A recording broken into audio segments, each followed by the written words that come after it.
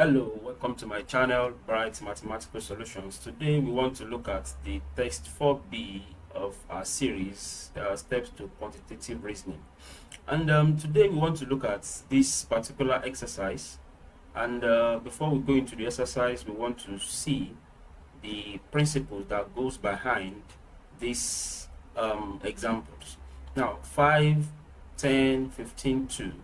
Now, if you multiply 5 by 2, that gives you 10. 10 plus 5, that gives you 15. Let us see for the second one. 6 multiplied by 3, 18. 6 plus 18, that's 24. So it is very, very simple and basic. Let us now go into the exercise. 6 multiplied by 2, that is 12.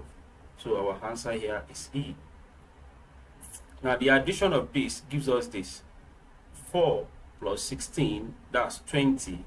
So our answer is E. So for the next one, when we multiply these together, it gives us 30. So we are going to divide 30 by this. So 30 divided by 2, that gives us 15. So our answer here is 15, E. And to the next one, when we multiply these together, gives us 24. So for us to get what we have here, we're going to see 24 divided by 6. And when you divide 24 by 6, that gives us 4. So our answer here is 4.